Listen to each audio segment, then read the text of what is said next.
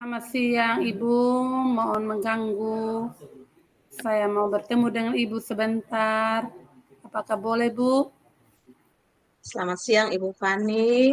Sama sekali tidak mengganggu kok Ibu. Ini Ibu Stefani biasanya wajahnya ceria. Tumben kok Iya hari ini Ibu. wajahnya kelihatan kurang bersemangat. Ada apa ya Bu? Maaf Ibu. Ya, saya perlu berbicara sedikit dengan Ibu untuk hari ini karena saya ada sedikit masalah di kelas Ibu. Oh iya, iya bisa Ibu. Apa nih yang mau Ibu bicarakan? Baik Ibu, begini Ibu. Uh, Saya mau cerita sedikit tentang permasalahan yang saya hadapi di kelas 8 nih. Saya saat mengajar, anak-anak itu begitu bersemangat, sangat antusias. Ketika pertanyaan-pertanyaan yang saya berikan, mereka juga bisa menjawab dengan ramai-ramai, ya, dengan bersemangat, dan jawaban mereka itu benar. Tapi ketika saya kasih ulangan atau ujian sumatif, hasilnya itu berbanding terbalik, Ibu. Nilai mereka sangat menurun dan kebanyakan tidak mencapai KKTP atau KKM, Ibu. Oh, rupanya ini permasalahannya sehingga membuat Ibu kurang bersemangat ya Bu. Ya, Bu. Saya bingung sekali, Ibu. Saya harus bagaimana dengan keadaan yang saya alami di dalam kelas 8 ini, Ibu. Oh iya Ibu. Nah, waktu kita untuk berbincang ini cukup singkat ya Bu. Nah, kira-kira apa yang ingin Ibu dapatkan di akhir percakapan kita nanti? Ya, Ibu, saya ingin mencari solusi dari permasalahan yang saya hadapi, Ibu, ya, yaitu siswa saya itu saya suka kalau mereka antusias dalam pelajaran dan saya merasa berhasil kalau nilai sumatif mereka juga itu tinggi, Ibu. Oh iya, oke. Tadi Ibu bilang kalau anak-anak itu antusias dalam pembelajaran, namun nilai mereka itu rendah. Nah, kira-kira menurut Ibu apa yang membuat nilai anak-anak ini rendah? Memang saya refleksi diri sendiri juga Ibu. Mungkin Ibu ya karena saya tidak melakukan asesmen awal dan juga saya tidak memetakan anak-anak itu berdasarkan kebutuhan belajarnya Ibu. Itu mungkin yang menyebabkan itu anak-anak rendah di nilai sumatifnya Ibu. Ya, ya, saya paham. Nah, kira-kira kalau asesmen awal itu dilakukan, apa bisa membantu tidak? Menurut saya Ibu pasti membantu Ibu. Pasti Oh, membantu berarti anak-anak dengan meningkatkan nilai sumatif mereka. oke, berarti dengan asesmen awal, menurut Ibu bisa membantu meningkatkan nilai anak-anak ya, Bu? Iya Ibu, dengan menggunakan asesmen awal, kita dapat mengetahui kebutuhan anak-anak didik kita agar terlayani dengan baik, Ibu ya. Menurut saya begitu. Oke, ya. Selain itu, apakah ada cara lain yang bisa Ibu lakukan? Ya Ibu, memang saya berpikir dari asesmen awal ini saya bisa memetakan anak-anak berdasarkan kesiapan belajar. Anak-anak yang sudah paham, tentu materi yang saya berikan berbeda dengan anak-anak yang belum memahami materi tersebut. Sehingga secara perlahan anak-anak bisa memahami tujuan pembelajaran Ibu. Seperti itu Ibu. Oh, ya. Berarti Ibu melakukan pembelajaran berdiferensiasi ya, Bu? Menurut Ibu Fani sendiri, setelah melakukan pembelajaran berdiferensiasi itu, adakah metode metode lain yang dapat membuat anak itu nilainya itu meningkat, Ibu? Memang saya berpikir Ibu, mungkin saya akan membuat soal-soal yang bervariasi Ibu. Misalnya soal itu dibuat dalam bentuk lain dengan Google Form barangkali, dengan bentuk Kahoot, supaya dan juga ya saya berpikir mereka bisa memanfaatkan HP Android mereka ya yang mereka miliki, dan juga kebetulan di sekolah saya itu ada Chromebook di Letik. Mungkin anak-anak bisa ya menggunakan atau mengerjakan soal lewat Chromebook dan lain-lain, Ibu. Karena kebetulan ada di sekolah kami. Wah, luar biasa ide Ibu Fani. Berarti menurut Ibu cara ini sangat membantu ya? Ya, menurut saya Ibu bisa membantu karena anak-anak ya, terlebih anak-anak sekarang Ibu ya, mereka sudah terbiasa dengan teknologi HP-HP mereka. Pasti mereka tertarik untuk memecah soal yang lebih bervariasi. Pasti mereka lebih bersemangat, Ibu. Mereka juga pasti lebih berkonsentrasi.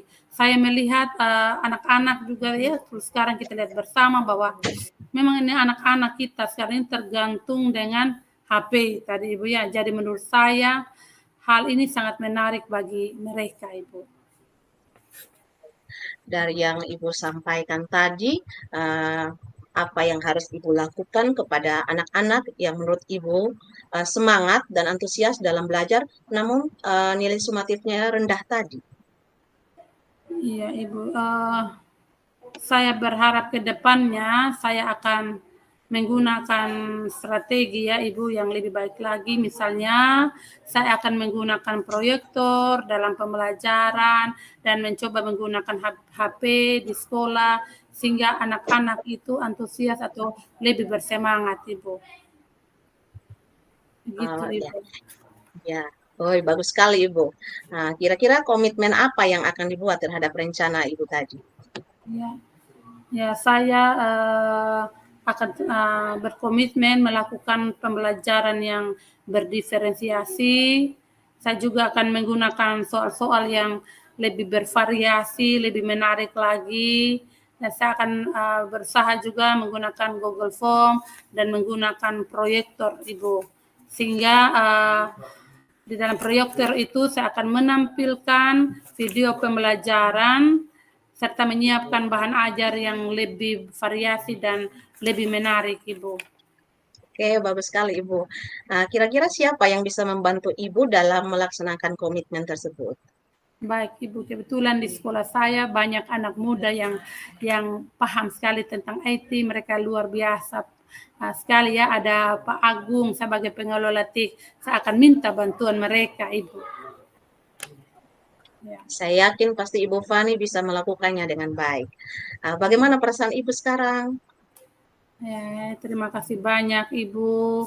Dengan percakapan kita tadi itu saya merasa lega karena saya bisa menemukan solusi dari masalah-masalah yang saya hadapi di dalam kelas, terlebih tentang nilai-nilai anak pada ujian sumatif, Ibu.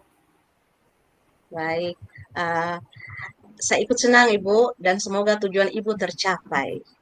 Baik Ibu, terima kasih banyak atas waktunya dan salam sehat Ibu. Saya mohon pamit dan terima kasih. Sama-sama Ibu, salam sehat juga. Ibu.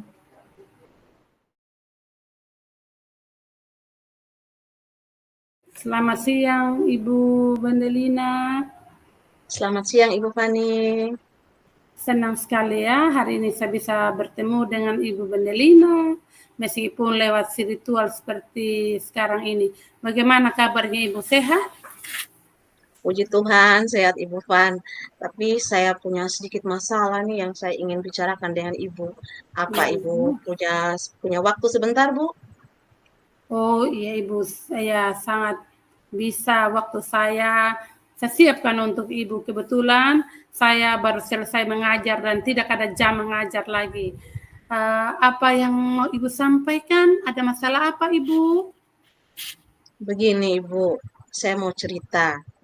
Sebagai wali kelas ini saya menemukan kendala tentang bagaimana cara mendisiplinkan murid yang uh, dengan kesadaran mereka sendiri. Karena terkadang ini mereka taat atau disiplin saat dipantau guru saja. Nah, harapan saya sebenarnya bukan harapan saya saja, tapi semua guru ingin mereka memiliki kesadaran penuh dan bertanggung jawab untuk mendisiplinkan diri, baik ada ataupun tidak ada guru yang memantau atau mengawasi mereka. Oh, jadi permasalahannya yang Ibu alami itu bagaimana mendisiplinkan murid dengan kesadaran penuh dari murid itu sendiri. Karena yang sering terjadi itu Ibu ya adalah murid patuh atau disiplin hanya jika diawasi atau guru ada di dalam kelas. Seperti Iya, itu ya Ibu Ibu ya. Fani. Ya, benar sekali Ibu Fani. Oke, Ibu Bendelina. Kira-kira apa yang ingin Ibu dapatkan dari akhir percakapan kita nanti ya? Saya berharap saya mampu dan berupaya agar murid saya itu memiliki kesadaran penuh untuk mendisiplinkan dirinya dimanapun dia berada, sehingga dia bisa menjadi contoh bagi teman-teman yang lain, begitu teman-teman rekan-rekan siswa yang lain, begitu Ibu. Oke, baik Ibu. Tadi Ibu katakan bahwa harapan Ibu itu adalah berupaya agar murid dapat memiliki kesadaran penuh tentang disiplin. Nah, menurut Ibu, kira-kira apa alasan murid tidak berkesadaran penuh dalam mendisiplinkan diri mereka? Kalau menurut saya, Ibu, mungkin penyebabnya ada beberapa hal, Ibu. Yang pertama mungkin kurangnya pemahaman mereka akan pentingnya disiplin, di mana mereka seringkali tidak menyadari bahwa disiplin itu adalah salah satu kunci kesuksesan, baik dalam akademik maupun kehidupan mereka sehari-hari. Nah, yang kedua, ketergantungan pada otoritas eksternal. Nah, ketika terbiasa hanya mengikuti aturan saat diawasi, mereka tidak mengembangkan rasa tanggung jawab pribadi mereka. Terus yang berikut kurangnya motivasi intrinsik. Nah, di mana murid yang tidak memiliki dorongan internal untuk berperilaku disiplin itu akan cenderung hanya patuh saat ada tekanan eksternal saja. Itu Ibu kira-kira alasannya. Oh ya, jadi menurut Ibu masalahnya mungkin karena kurangnya pemahaman mereka akan pentingnya disiplin, ketergantungan pada otoritas eksternal dan kurangnya motivasi intrinsik pada diri siswa tersebut ya Ibu? Iya Ibu, betul sekali Bu. Oh ya ya ya. Apakah masih ada kemungkinan penyebab lainnya Ibu Bendelina? Uh, Iya, kemungkinan lainnya bisa saja dari lingkungan rumah yang tidak terdorong kemandirian dan tanggung jawab pribadi, sehingga semakin memperparah ketidakdisiplinan mereka itu. Oke, baik Ibu. Jika demikian, seperti yang Ibu katakan tadi, menurut Ibu, adakah langkah-langkah yang dapat diambil agar dapat mengatasi masalah tersebut sehingga murid memiliki kesadaran penuh untuk mendisiplinkan dirinya? Kalau menurut saya, Bu Van, mungkin ada beberapa langkah yang akan saya lakukan. Yang pertama, saya akan memberikan penjelasan mengapa disiplin itu penting dan memberikan contoh nyata dari kehidupan sehari-hari di mana disiplin tersebut membawa manfaat bagi diri mereka. Yang kedua, mungkin saya akan mendorong tanggung jawab pribadi. Jadi saya akan memberikan murid kesempatan untuk mengambil tanggung jawab atas tindakan mereka sendiri. Libatkan mereka dalam proses mungkin pembuatan aturan kelas, sehingga mereka merasa memiliki dan bertanggung jawab atas aturan tersebut. Yang berikut, menggunakan penguatan positif. Jadi kita memberikan pujian kepada murid yang menunjukkan perilaku disiplin tanpa harus diawasi. Nah, ini bisa meningkatkan motivasi intrinsik mereka. Yang berikut lagi, yang keempat, kita bisa mengajarkan manajemen diri kepada mereka. Jadi saya akan ajarkan keterampilan manajemen waktu dan perencanaan kepada murid. Ini bisa membantu mereka untuk mengatur tugas dan tanggung jawab dengan lebih baik. Serta memberikan contoh yang baik. Jadi saya sebagai guru harus menjadi contoh teladan dalam hal kedisiplinan. Tunjukkan bagaimana disiplin diterapkan dalam kehidupan sehari-hari diri saya sendiri, begitu sebagai seorang guru itu. Wah, luar biasa. Idenya Ibu ini hebat sekali. Berarti menurut Ibu, langkah-langkah ini sangat membantu para siswa untuk mendisiplinkan diri mereka ya Ibu ya? Ya, kalau menurut saya bisa membantu dan saya akan coba terapkan itu, Ibu. Ya, baik sekali Ibu. Dari langkah-langkah tadi Ibu ya yang luar biasa yang Ibu sampaikan tadi. Apa yang akan Ibu lakukan agar murid memiliki kesadaran penuh untuk mendisiplinkan diri mereka? Uh, Kedepannya saya akan mencoba yang pertama itu mengadakan sesi diskusi kelas tentang pentingnya disiplin. Mungkin akan saya lakukan di minggu pertama setiap bulan. Terus berikutnya saya akan membuat kontrak kelas bersama murid. Nah, di situ dia berisi aturan dan tanggung jawab mereka itu dilaksanakan tiap semester, pelaksananya pada tiap semester. Jadi ada aturan dan tanggung jawab yang harus mereka lakukan. Yang ketiga, saya akan mengadakan sharing tentang manajemen waktu. Yang berikut, sebagai guru, saya harus memberikan teladan dengan konsisten mengelola waktu dan melaksanakan tugas saya. Dan yang terakhir, saya akan mengadakan pertemuan evaluasi bulanan untuk menilai perkembangan disiplin murid dan melakukan penyesuaian jika diperlukan. Begitu, Ibu, kira-kira. Luar biasa sekali, bagus sekali Ibu. Banyak hal juga yang saya belajar Ibu ya, luar biasa sekali. Nah Ibu Bendelina, komitmen apa yang Ibu akan buat terhadap rencana-rencana Ibu yang luar biasa hebat tadi? Untuk komitmen, saya akan melaksanakan setiap aktivitas sesuai jadwal yang telah ditentukan dengan berkolaborasi bersama kepala sekolah, rekan guru, dan staf sekolah. Kemudian secara rutin akan mengevaluasi efektivitas program dan melakukan penyesuaian yang diperlukan untuk mencapai hasil yang lebih baik lagi. Terus saya akan mengembangkan kemampuan dalam mengajar, disiplin, dan manajemen diri kepada murid, serta mengikuti beberapa pelatihan atau workshop tambahan jika mungkin diperlukan, Ibu. Baik Ibu. Ya, bagus sekali Ibu ya. Baik Ibu, dalam melaksanakan komitmen-komitmen yang Ibu buat tadi itu ya, yang bagus-bagus itu, siapa yang bisa Ibu andalkan atau siapa yang bisa membantu Ibu Bendelina ya? Saya akan meminta bantuan tentu saja rekan guru dan mungkin saya akan melibatkan guru BK. Oke, bagus sekali kolaborasinya Ibu.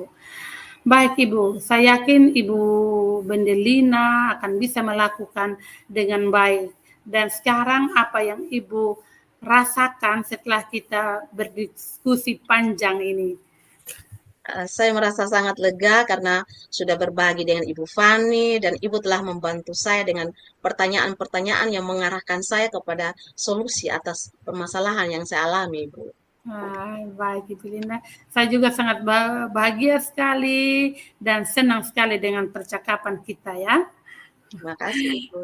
Oke, baik, sama-sama Ibu Bendelina. Semoga tujuan Ibu tercapai dengan kemajuan ya yang sudah disebutkan tadi sesuai yang Ibu harapkan.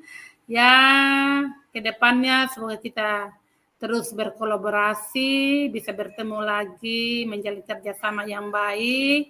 Dan kebetulan sama mengajar ini Ibu, selamat siang dan selamat melanjutkan aktivitasnya Ibu Bendelina hari ini. Tetap semangat.